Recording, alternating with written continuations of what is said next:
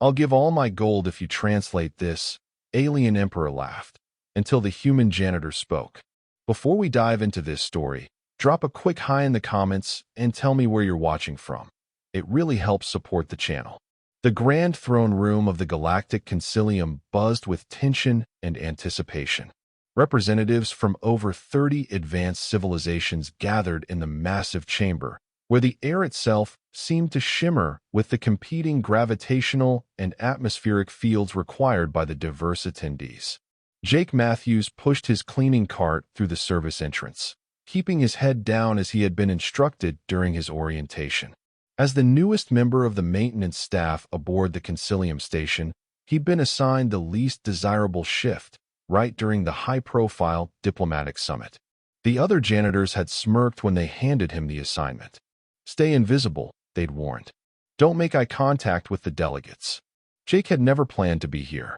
6 months ago, he'd been an unremarkable linguistics professor at a small community college in Minnesota, with a peculiar talent for picking up languages and a failed marriage behind him. Then the economic collapse had hit, and his position had been eliminated. With no prospects and mounting debt, he jumped at the chance when his cousin mentioned the Concilium was hiring human maintenance staff. The pay is good, his cousin had said. Just keep your head down and do the work. The aliens think we're all idiots anyway. The enormous doors at the far end of the chamber slid open with a resonant hum, and the room fell silent. Emperor Dravax of the Traceari Empire entered, flanked by his personal guard of 8-foot-tall warriors. The Traceari had been the first advanced civilization to contact Earth 50 years ago, and they'd made it clear from the beginning that they considered humans to be barely more than clever animals. Their technological superiority had allowed them to dictate the terms of humanity's entry into galactic society, relegating Earth to a resource extraction colony with limited rights. Jake kept his eyes on the marble-like floor as he maneuvered his cart around the edges of the room. He'd learned that if he moved slowly and methodically, most of the delegates didn't even register his presence. He was just another human drone performing menial labor beneath notice. Emperor Dravax took his position at the center of the chamber, his scaled skin reflecting the ambient light in iridescent patterns. The translators, small implanted devices provided to all delegates, hummed to life as he began to speak. Esteemed representatives, Dravax's voice boomed, the translator rendering his complex Traceari speech patterns into standard galactic. I thank you for your attendance at this historic gathering. The matter before us today is of the utmost importance to the continued stability of our shared interests. Jake half listened as he emptied waste receptacles. The Emperor was discussing some kind of trade dispute involving rare minerals found only on Earth and 2 other planets. Though he tried to maintain his appearance of disinterest, Jake found himself intrigued by the political maneuvering. The Traceari were clearly attempting to consolidate their control over Earth's resources, using legal technicalities that the human representatives seemed unable to counter. Ambassador Chun, Earth's primary delegate, looked increasingly distressed as Emperor Dravax continued. The human delegation consisted of only 3 people, seated at the smallest table in the chamber. Unlike the other species present, humans hadn't been granted full membership status in the Concilium. They were observers, permitted to speak only when directly addressed. Jake moved his cart closer to the human delegation, pretending to clean a particularly stubborn spot on the floor. He could hear Ambassador Chen whispering frantically to her aides. The translation must be off, she said. He's citing provisions that don't exist in the treaty we signed. The Traceari provided the official translation, one aide replied. We have no way to verify it against the original. Jake felt a surge of interest. During his academic career, he'd specialized in computational linguistics and had developed techniques for decoding unknown languages. Out of personal curiosity, he'd spent his free time studying the limited samples of raw Traceari language available in the station's public database. The translator devices implanted in the delegates made actual language learning unnecessary, which was why Jake found it so fascinating. It was a puzzle few bothered to solve. Emperor Dravax had moved on to displaying a series of complex glyphs on the chamber's central holographic projector. As clearly stated in Section 12, Paragraph 7 of the Extraction Rights Treaty, he said, gesturing to the alien text, Earth's mineral resources fall under Tracery Protectorate jurisdiction during any period of economic instability. The recent collapse of the human financial markets therefore triggers this provision. Ambassador Chen looked pale. Emperor Dravax, she said, rising to her feet. We have no record of such a provision in our version of the treaty. The Emperor's mouth parts arranged themselves in what Jake recognized as a Tracery expression of condescension. Perhaps your translators were inadequate, Ambassador.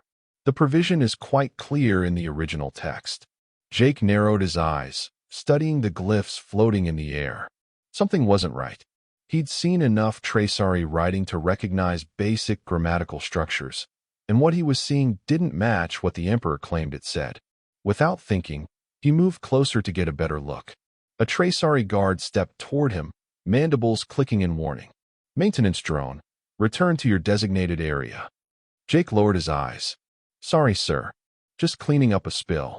The guard grunted and turned away.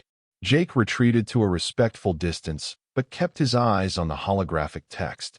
Yes, he was certain now.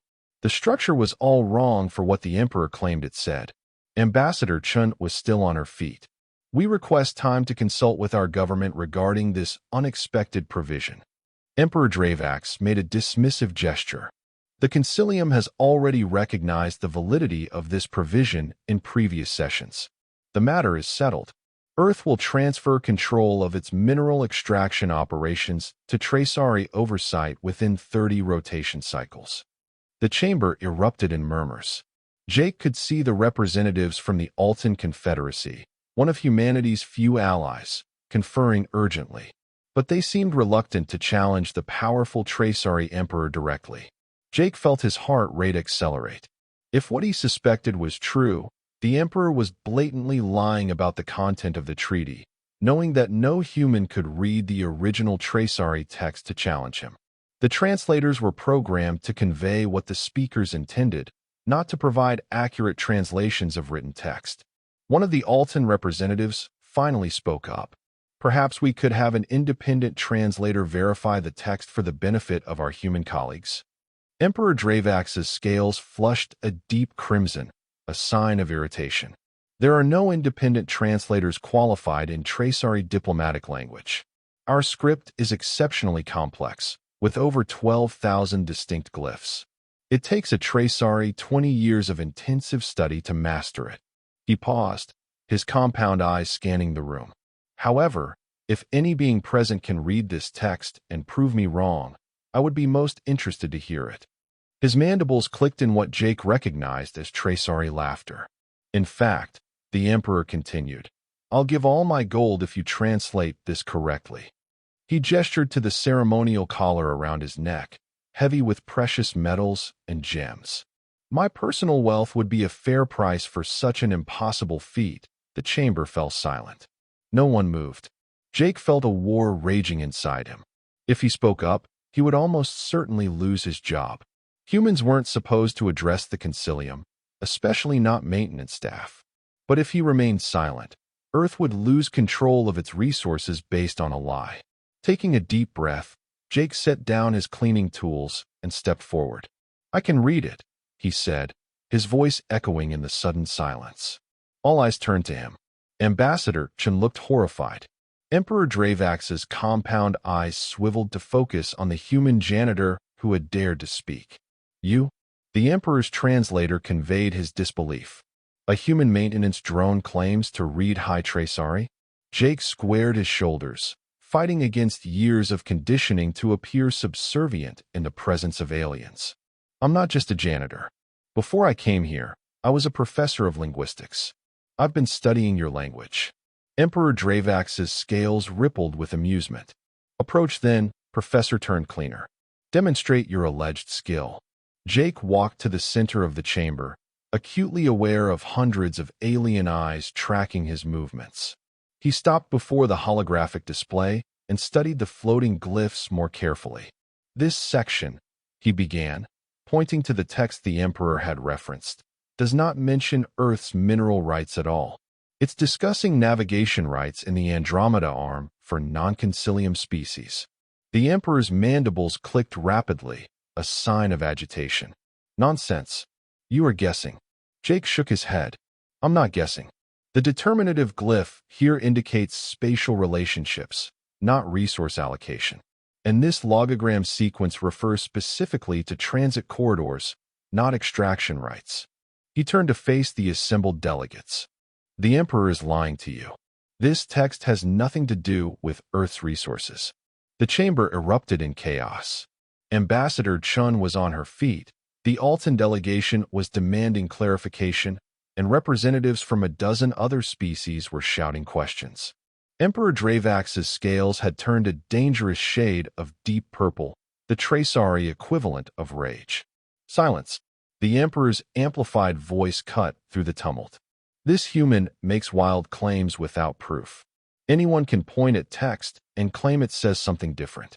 Then let me translate the entire passage, Jake said, surprised at his own boldness. Word for word. Emperor Dravax's compound eyes narrowed. Proceed. Jake turned back to the holographic text and began to translate, drawing on his months of independent study and his lifetime of linguistic training. He moved methodically through the complex glyphs, explaining the nested meaning structures and the contextual modifiers that made Traceari language so difficult for non-native speakers. As he spoke, the chamber grew increasingly silent. Even the Emperor's guards were watching him with what appeared to be stunned attention. When Jake finished, he turned back to face Emperor Dravax. This passage is from a navigation treaty signed 80 years ago. It has nothing to do with Earth or mineral rights. You deliberately displayed the wrong text while claiming it was from our treaty. For a long moment, no one spoke. Then a representative from the Altan Confederacy stood up. I move that we immediately verify this human's translation using independent means. I second this motion. Came the voice of the Moravian delegate, another species that had shown some sympathy to humanity. Emperor Dravax's scales were now cycling rapidly through colors, a sign of extreme distress in Traceari physiology. This is unprecedented. A maintenance worker cannot address the concilium. Actually, interjected the Jurgen representative, a species known for their strict adherence to procedural rules. There is no prohibition against any being present in the chamber providing relevant information when requested. You yourself invited anyone who could translate the text to come forward. The Emperor's guard moved closer to their ruler, sensing the shift in the chamber's mood. Jake stood his ground, though his knees felt weak with the realization of what he had done. Ambassador Chen approached him, her expression a mixture of shock and cautious hope. Professor Matthews, is it? How did you learn to read Traceari? Jake Matthews. I was a computational linguist before the economic collapse. I've been studying Traceari in my free time using the public database records. Their language follows logical patterns once you understand the base principles. A Moravian analyst had approached the holographic display and was consulting a device in their tentacles. Initial verification suggests the human's translation is substantially correct. This is indeed a navigation treaty from the pre-contact era. Emperor Dravax's mandibles snapped together in a gesture of finality. This proves nothing.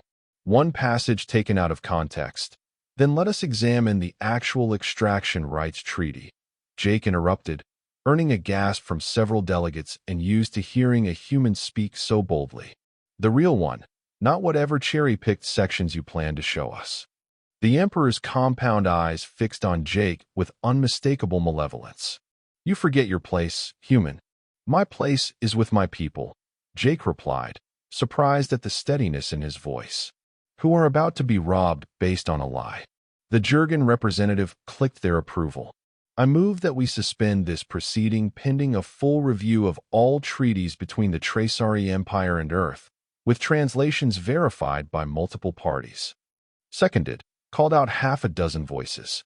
The head counselor of the concilium, an ancient Moravian who had remained silent until now, raised their primary tentacles for attention. The motion is carried. This session is adjourned until the next rotation cycle. Emperor Dravax, your delegation will provide full access to all original treaty documents. The Emperor's scales had settled into a uniform gray, a sign of defeat in Traceari body language. He fixed his compound eyes on Jake. This isn't over, human. Jake met his gaze steadily. You promised all your gold if someone translated your text. I believe I've earned it. A ripple of what might have been laughter moved through the chamber. The Emperor's mandibles clicked once in suppressed rage before he turned and swept from the room, his guards hurrying to keep up. As the delegates began to disperse, Ambassador Chen touched Jake's arm. That was either the bravest or the most foolish thing I've ever seen a human do in the Concilium. Possibly both. Jake's adrenaline was beginning to fade, leaving him shaky. I couldn't let him lie like that. Not when I knew the truth. The Traceari aren't accustomed to being challenged, especially not by humans. They've built their economic empire partly on the assumption that their language is impenetrable to outsiders. She studied him with newfound respect. We need to talk, Professor Matthews. I think your skills might be useful somewhere other than maintenance. Before Jake could respond, the Alton representative approached. Human, they said, using their natural voice rather than the translator. Your actions today may have altered the course of interspecies relations. The Alton's face fronds quivered in what Jake recognized as their expression of approval. We have long suspected the Traceari of manipulating translations to their advantage, but could never prove it. I just read what was there, Jake said, feeling somewhat overwhelmed by the attention. A rare skill, the Alton replied, and one that may prove invaluable in the days to come. As the chamber emptied, Jake found himself surrounded by the human delegation. Ambassador Chen was already talking into her communicator, requesting an emergency meeting with Earth's government. They need to know what happened here, she explained to Jake. And they need to know about you. If you can truly read Traceari, we need to review every agreement we've ever signed with them. Jake nodded, still trying to process the rapid change in his circumstances. Just 30 minutes ago, he'd been an invisible janitor, pushing a cleaning cart around the edges of power. Now he stood at the center of what might become a diplomatic revolution. What happens now, he asked. Ambassador Chen's expression was grim but determined. Now we find out how much else they've been lying about. And we renegotiate everything. The empty cleaning cart stood abandoned by the wall. Jake looked at it, realizing he would probably never push it again. For better or worse, his life had just irrevocably changed. Professor Matthews, Ambassador Chen said, her voice taking on a formal tone. On behalf of Earth's government, I'd like to officially request your assistance as a linguistic consultant to our delegation. Jake thought about his tiny quarters in the station's maintenance section, the dead-end job he'd taken out of desperation, and the knowledge he'd pursued simply because he found it fascinating. Sometimes life took the strangest turns. I accept, he said. Later that evening, Jake sat in Ambassador Chen's office, surrounded by digital screens displaying various Traceari texts.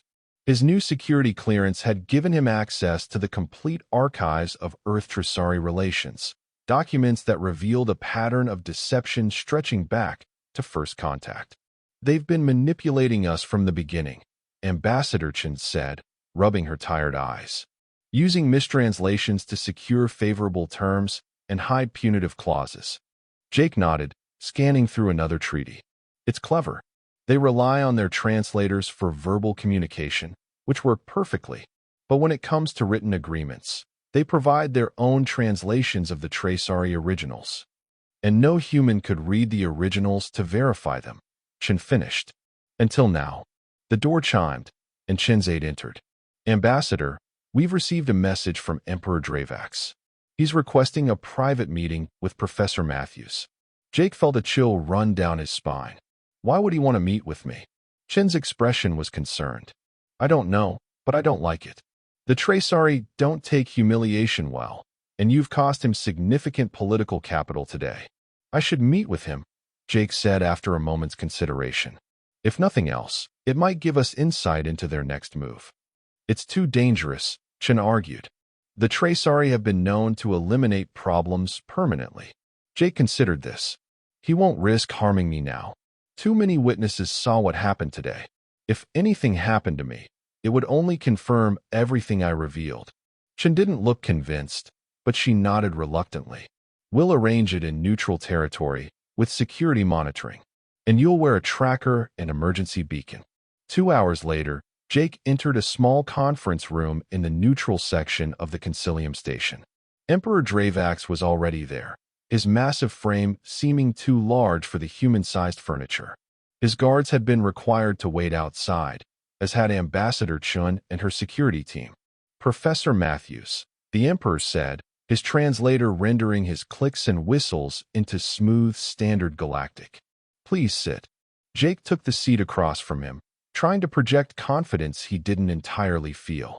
Up close, the Emperor was even more intimidating. Nearly 7 feet tall, with an exoskeleton that shimmered with iridescent patterns and compound eyes that missed nothing. You've caused quite a disturbance, Dravax continued. The first human to read High Tracery. Quite remarkable. It wasn't that difficult, Jake replied. Your language follows logical patterns, once you understand the base principles. The Emperor's mandibles clicked rapidly, a sound Jake now recognized as Tracery laughter. And modest too. Do you know how many beings in the galaxy can read our script without translation assistance? Fewer than 200, outside of our own species. Jake remained silent, waiting for the Emperor to reveal the purpose of this meeting. I underestimated you, Dravax said finally. I underestimated all humans, it seems. We assumed your species lacked the cognitive capacity to master our communication systems. That was your mistake, Jake replied. Humans are adaptable. It's our greatest strength. The Emperor studied him with unnerving intensity. Indeed, a quality we may have failed to appreciate fully. He reached into a pouch at his side and removed a small object, placing it on the table between them. It was a heavy disk of what appeared to be solid gold, inscribed with Tracery glyphs. I promised all my gold if someone translated the text correctly, the Emperor said. I am a being of my word, Professor Matthews. This is but the first payment. Jake looked at the disk suspiciously. Why would you honor that promise? I embarrassed you in front of the entire Concilium. Because, Dravax replied, his voice dropping to a lower register that his translator rendered as intensely serious. I wish you to understand that the Tracery value truth and honor above all else, even when it costs us. Jake almost laughed. Truth and honor? After what you tried to do today. The Emperor's scales shifted through several colors before settling on a deep blue. Politics and personal honor are different matters, Professor. In politics, one uses every advantage. But personal debts must be paid. He pushed the gold disc closer to Jake. Take it. It is yours by right. Jake made no move to touch it. What do you really want, Emperor Dravax? The Emperor's compound eyes seemed to gleam with what might have been approval. Direct. Another human trait we may have undervalued. He leaned forward. What I want, Professor Matthews, is to offer you a position. A position? Jake repeated, caught off guard. As my personal translator and cultural attaché, with compensation that would make you wealthy beyond human standards. Jake stared at him. You want to hire me? After I exposed your deception. Precisely because you exposed my deception, Dravax replied. You demonstrated skills and courage that are rare in any species. Such talents should be properly utilized and properly controlled, Jake suggested. The Emperor's mandibles clicked once. Naturally, it would be preferable to have your talents working for Tracery interests rather than against them. And if I refuse, then you remain with your human delegation, and we proceed as adversaries rather than allies. Dravax's scales rippled in a pattern Jake couldn't interpret. Consider carefully, Professor. The path of cooperation offers rewards for both you personally and potentially for your species. The path of confrontation may not end as favorably. Jake looked at the gold disc on the table, understanding the choice before him. Personal wealth and influence, or continued loyalty to his own kind. The decision wasn't actually difficult. I appreciate your offer, Emperor Dravax, he said, pushing the gold disc back across the table. But I must decline. My skills belong to humanity. The Emperor's compound eyes fixed on him. You reject my gold? I do. What I did today wasn't for payment. It was because it was right. For a long moment, the Emperor was silent. Then his scales shifted to a color Jake had never seen before, a deep, resonant purple that seemed to pulse with inner light. Fascinating, Dravak said finally. You continue to surprise me, human. He reclaimed the gold disc, returning it to his pouch. Very well. We shall proceed as adversaries then. But know this. I shall instruct my delegation to negotiate with yours in good faith from this point forward. Your actions have earned that much respect. Jake wasn't sure whether to believe him. Why would you do that? Because you have changed the equation, Professor Matthews. You have demonstrated that humans cannot be so easily manipulated as we believed. This requires recalculation of our approach. The Emperor rose to his full height, towering over Jake. Our species may yet find common ground, Professor, but it will be on more equal terms than I had anticipated. He moved toward the door, then paused. One last question, if I may. How did you really learn our language? The public databases contain only the most rudimentary traceary linguistic samples. Jake smiled slightly. I told you, I'm good with patterns. And your delegation leaves a lot of documents on their tablets when they eat in the station cafeteria. Your people don't notice humans clearing their tables. For the first time, Jake heard what sounded like genuine traceary laughter, a cascading series of clicks and whistles that the translator didn't bother to convert. We have indeed underestimated your species, the Emperor said. I shall not make that mistake again. As Dravax left the room, Jake remained seated, processing what had just occurred.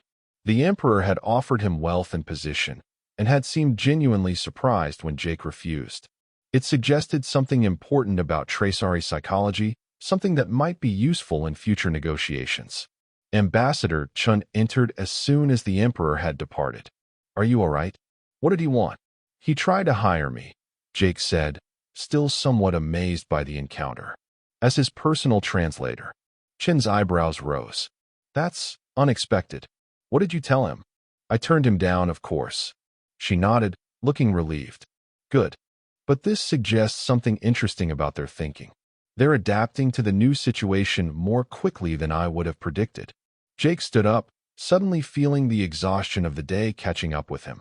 Ambassador, I think we need to completely reassess our understanding of the traceary. They're not just manipulative, they're pragmatic. When a strategy fails, they switch tactics immediately. Which means we've gained ground today, but they'll be looking for new advantages tomorrow. Jake ran a hand through his hair. We need to review every treaty, every agreement, every contract. And we need to start training more human linguists in traceary language. Chin nodded thoughtfully. I'll make the recommendations to Earth's government immediately. She gave Jake an appraising look. You know, for someone who was pushing a mop this morning, you've adapted to interstellar diplomacy remarkably quickly. Jake smiled tiredly. Like I said to the Emperor, adaptability is humanity's greatest strength.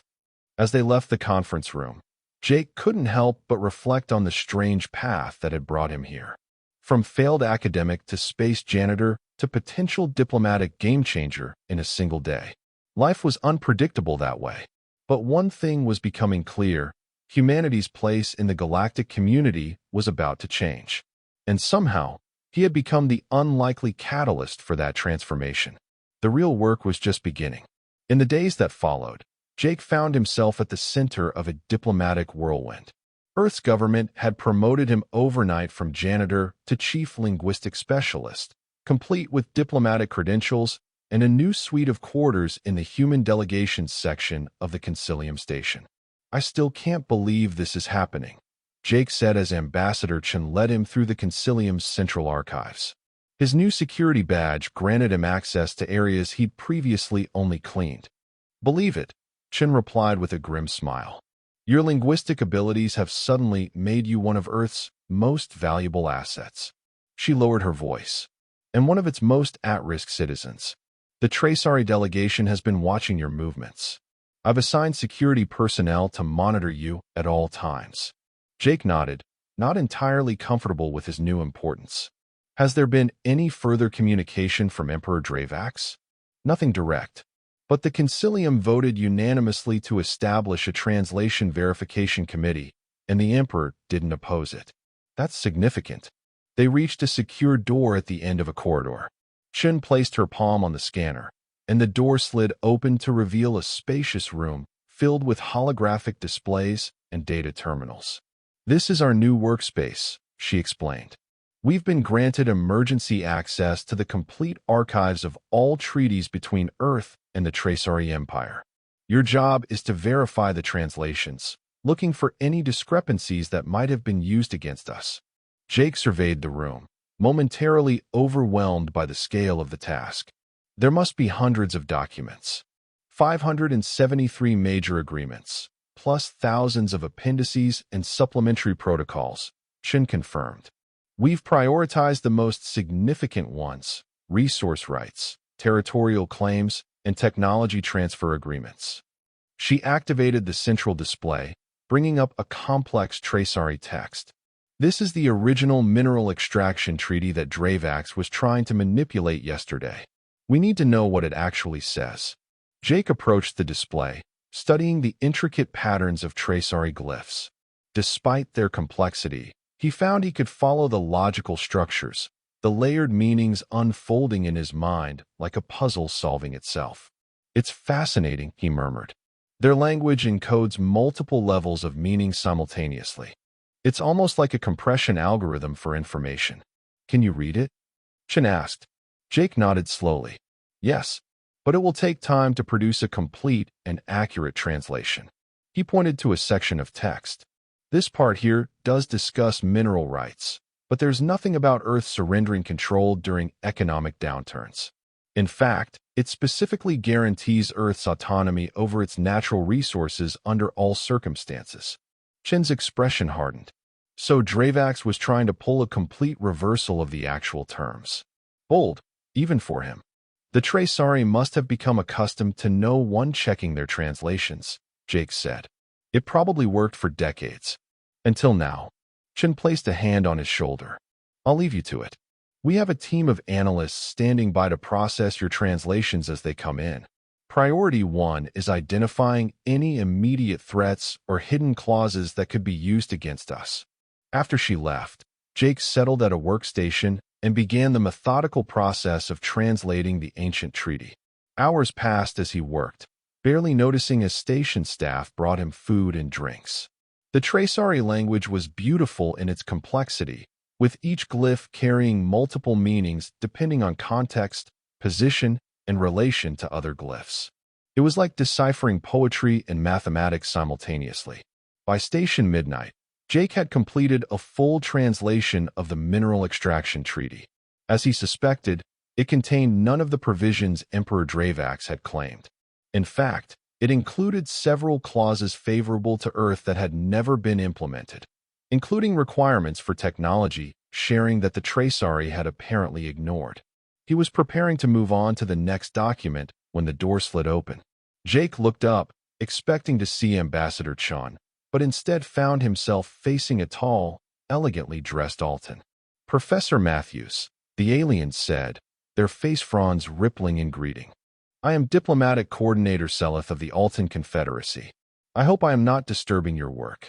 Jake stood, somewhat surprised by the visit. "Not at all, Coordinator.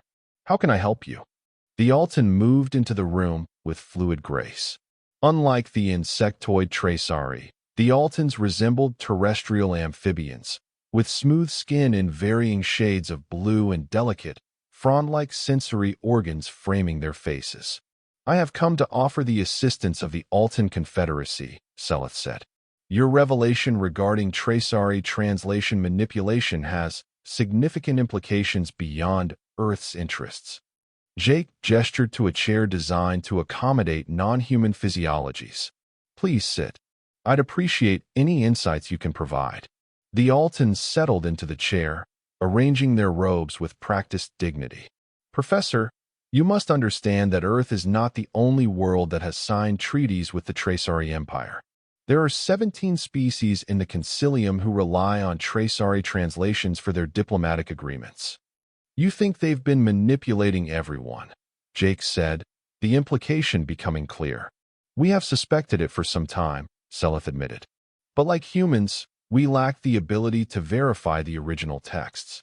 The Traceari have maintained their linguistic monopoly very deliberately. But why would the Concilium allow that?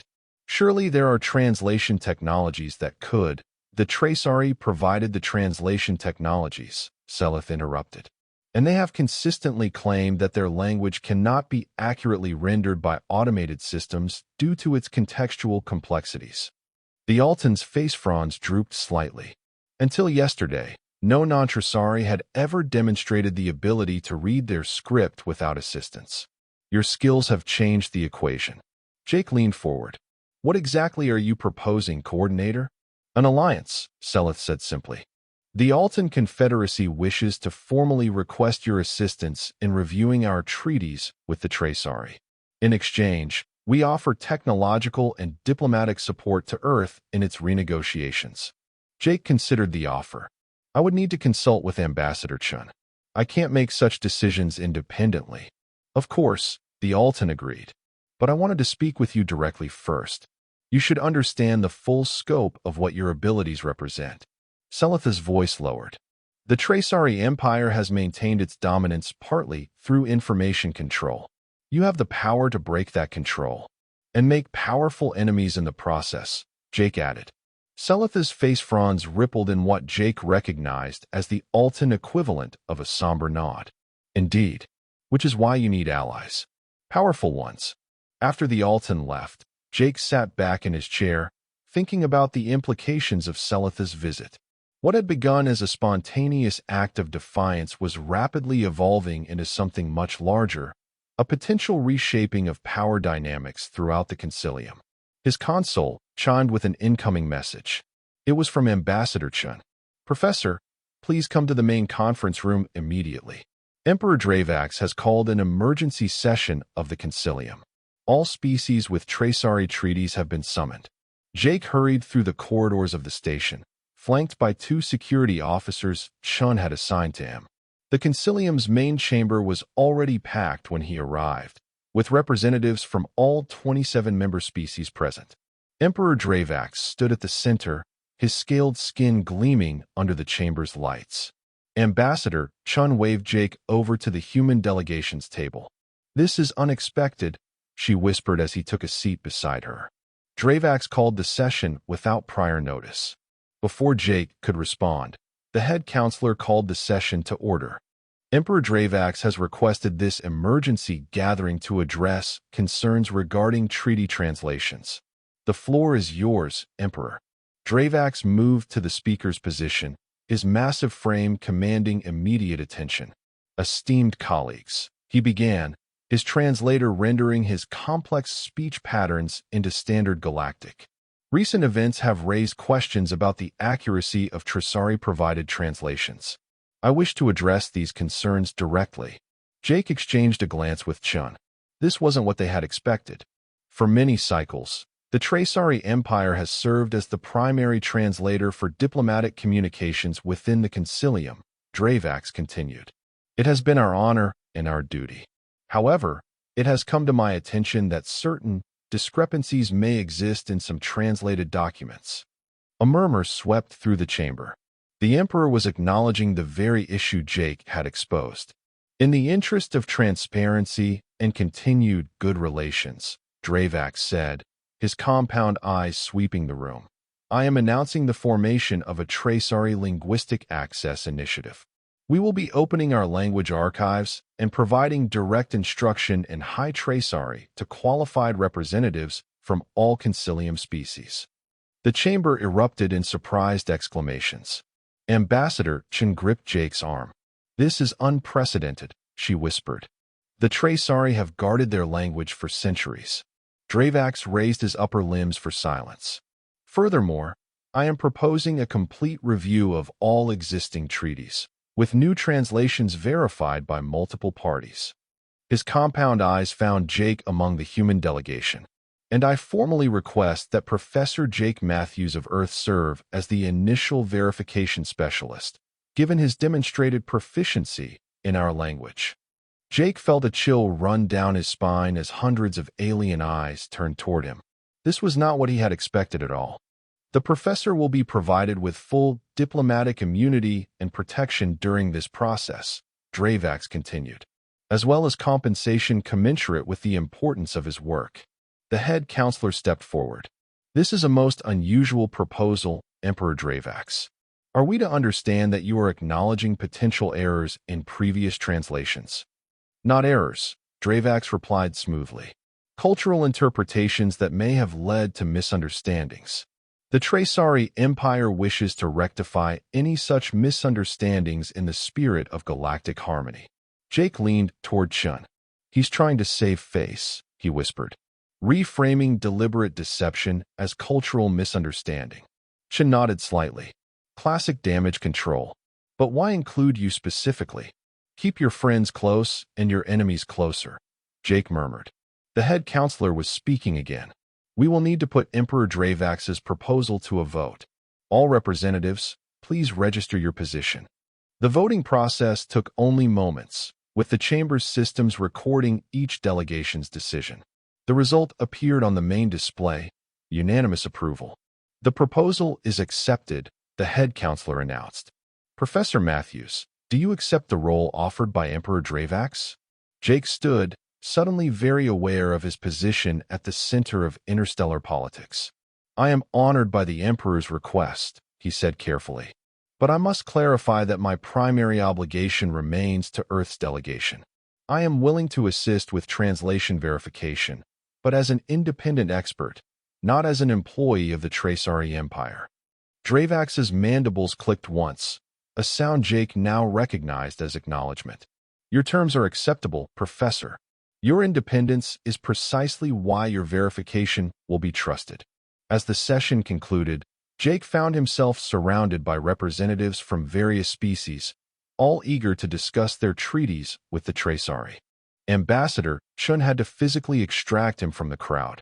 Well played, she said as they made their way back to the human section. You've just positioned yourself as neutral but indispensable. I didn't plan any of this, Jake admitted. I'm still trying to understand what Dravax is really after. Chen's expression was thoughtful. He's a pragmatist. When he realized he couldn't hide the deception any longer, he decided to control the narrative instead. By publicly acknowledging the issue and proposing a solution, he appears magnanimous rather than cornered. And by putting me at the center of it, he gets to keep me where he can see me, Jake added. Exactly. Plus, if anything happens to you now, everyone will know who's responsible. Chen smiled grimly. It's actually a clever move for all concerned. You get protection, he saves face, and everyone gets more accurate translations. Jake shook his head. Interstellar politics is more complicated than academia ever was. Welcome to the big leagues, Professor, Chen replied. You're a player now, whether you intended to be or not. Over the following weeks, Jake's life transformed completely. He was given a suite of offices in the neutral section of the Concilium station, with a staff of assistants from various species. Each day, delegations would bring their treaties for verification, and Jake would meticulously translate the original Traysari text, identifying discrepancies and hidden clauses. The pattern that emerged was consistent. While many translations were technically accurate, key provisions were often subtly altered to favor Traysari interests. Resource agreements contained hidden extraction rights. Technology transfer protocols included unreasonable restrictions. Territorial claims were expanded beyond their stated boundaries. It's actually brilliant, Jake explained to Ambassador Chun during one of their daily briefings. They never changed the major terms that would be immediately noticed. They focused on the fine print, the technical appendices, the implementation protocols. 1,000 small advantages that accumulated over time, and built an empire in the process, Chen added. The economic analysis team estimates that the Traysari gained control of approximately 22% of the Concilium's total resources through these manipulations. Jake whistled softly. No wonder they guarded their language so carefully. The question is, what happens now? Chen leaned forward. Earth's position in the concilium has already improved dramatically. We've been granted provisional full member status based on the unique linguistic contribution of human specialists, meaning you. And the Traceari? Surprisingly cooperative. Emperor Dravax has personally approved every treaty revision without argument. It's almost as if she was interrupted by the chime of Jake's office door. When it slid open, they were surprised to see Emperor Dravax himself, accompanied by only 2 guards rather than his usual 8. Ambassador Chun, Professor Matthews. The Emperor greeted them, his translator rendering his speech in formal tones. I hope I am not interrupting important matters.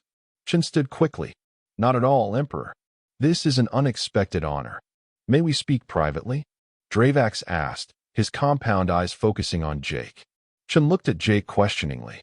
He nodded slightly, and she excused herself, though Jake noticed she left the door partially open, close enough for his security team to intervene if necessary. Please, sit. Jake offered, indicating a chair designed to accommodate Traceari physiology.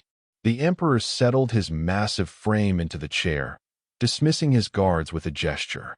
For a moment, he simply studied Jake in silence. You must be wondering why I have accepted all the treaty revisions without protest, Dravax said finally. Jake smiled slightly. The thought had crossed my mind. I am old, Professor Matthews, even by Traceari standards. I have ruled our empire for over 150 of your Earth years. The Emperor's scales shifted to a deep blue, a color Jake had come to associate with sincerity in Traceari communication. In that time, I have seen many changes in the galactic community. Some gradual, some sudden. And this is one of the sudden ones, Jake suggested. Indeed. Dravax's mandibles clicked softly. What you may not understand is that I have been expecting, perhaps even hoping for, such a change for some time. Jake leaned back, surprised. You wanted to be caught manipulating translations? Not specifically in that manner, no. But I have been seeking a way to evolve our empire's approach to interspecies relations. The Emperor's compound eyes fixed on Jake. The strategy of manipulation and information control was effective for many cycles, but it is not sustainable. Eventually, all deceptions are discovered. So you're saying you welcome this change? I am saying that change was inevitable, and I prefer to direct it rather than resist it. Dravax's scales rippled in a complex pattern. The Traceari Empire has reached the limits of what can be achieved through our traditional methods. To continue to prosper, we must adapt. Jake studied the Emperor, trying to gauge his sincerity, and my discovery provided a convenient opportunity. A catalyst, yes. Though I admit, I did not anticipate it coming from a human janitor. There was a hint of what might have been humor in the Emperor's translated voice. Former professor, Jake corrected automatically. Indeed. Dravax reached into a pouch at his side and removed a small device, placing it on the desk between them. This contains the complete Traceari linguistic database, our full lexicon, grammatical structures, historical evolution, and contextual modifiers. It has never been shared with any non-Traceari before. Jake stared at the device. Why would you give this to me? Because you have earned it, the Emperor replied simply. And because I believe you will use it responsibly, to build understanding rather than advantage. Jake made no move to touch the device. I don't understand. First you try to hire me. Now you're giving me your most closely guarded cultural asset. What do you really want, Emperor Dravax?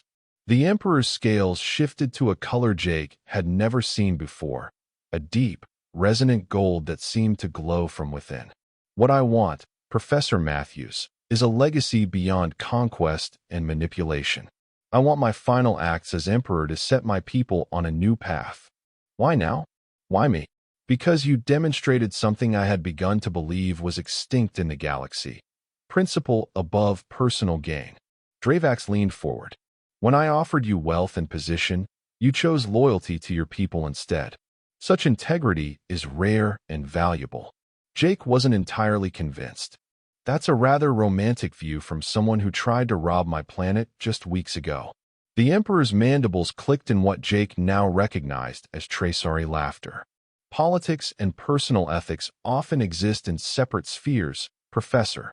As Emperor, I am obligated to pursue the interests of my people by all available means.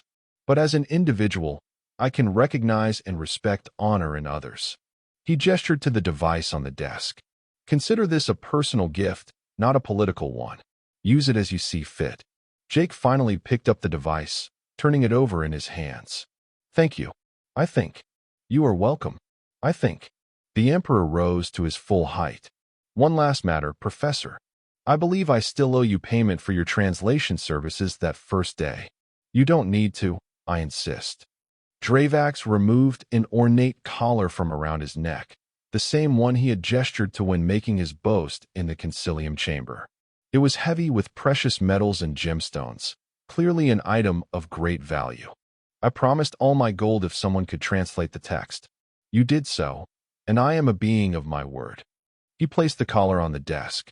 Consider our personal account settled, Professor Matthews. As the Emperor turned to leave, Jake called after him. This won't change the treaty revisions, you know. Earth and the other worlds will still reclaim what was taken from them. Dravax paused at the door. Of course, justice must be served. But perhaps in the new arrangements that follow, there will be room for genuine partnership rather than dominance and submission. After the Emperor had gone, Jake sat looking at the two gifts, the linguistic database and the golden collar. Both were valuable beyond measure, but in very different ways. Ambassador Chun returned, eyeing the items on his desk. What was that about? Jake shook his head, still processing the conversation. I think I just witnessed the beginning of a new galactic order. Or at least, that's what Dravax wants me to believe. Do you trust him? Not entirely, but I believe he's sincere about wanting change. Jake picked up the linguistic database. And this will certainly create change, whether he fully intends it to or not. Chun examined the golden collar. This must be worth a fortune. It's a personal debt paid, Jake explained. Separate from politics. Interesting distinction. Chun sat down across from him. So what happens now, Professor? Jake considered the question. In just a few short weeks, he had gone from pushing a mop to reshaping interstellar relations. His knowledge of tracery language had already improved Earth's standing in the Concilium and exposed centuries of manipulation. With the complete linguistic database, he could train others, breaking the tracery monopoly on translation permanently. Now, he said finally, we build something better. More equal. More honest. That's a tall order in interstellar politics, Chun observed. Jake smiled. Maybe. But we have something powerful on our side now. What's that? Understanding. He held up the linguistic database.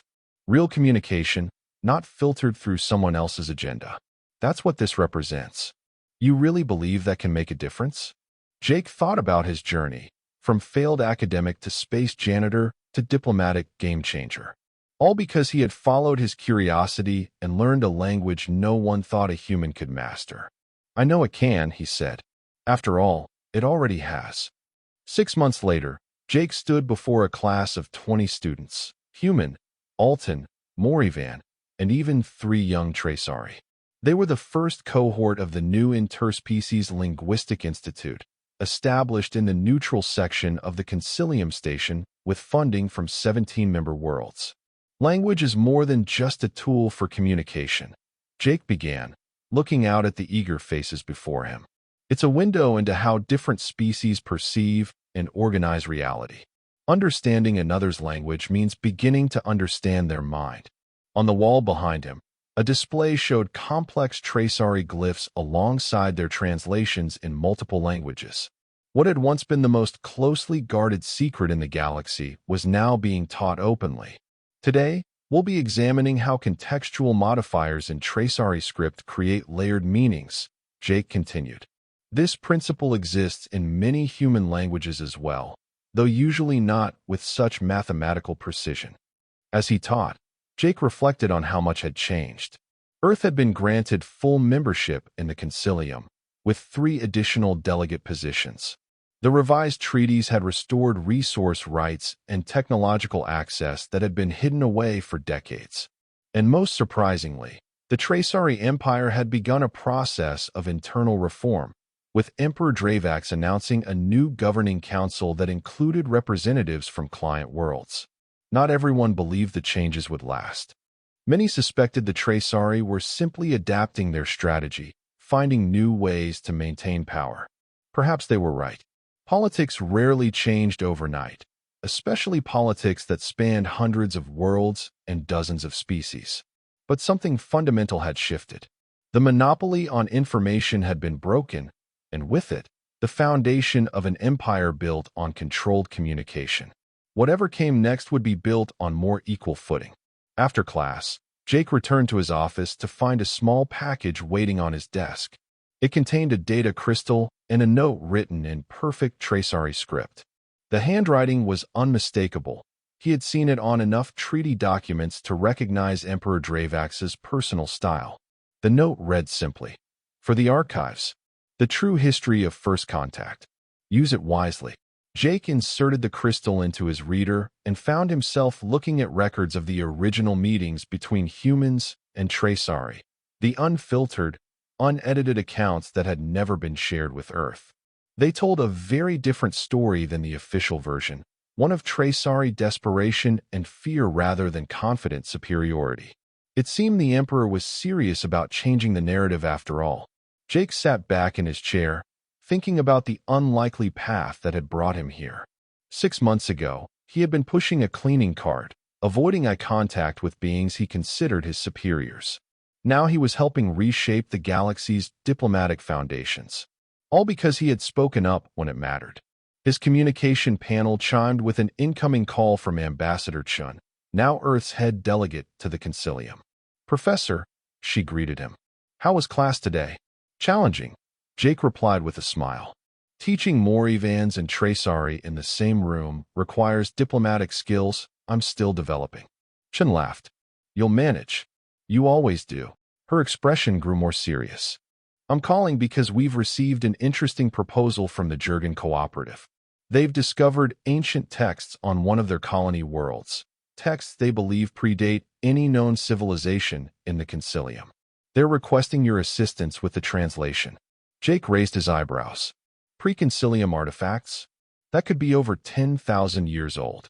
"Exactly, and potentially historically significant for all our species." Chen's eyes twinkled. "Interested?" Jake thought about it for approximately 2 seconds. "When do we leave?" "Transport departs tomorrow morning. Pack for at least a month planet-side." After the call ended, Jake looked around his office at the artifacts he had accumulated over the past months.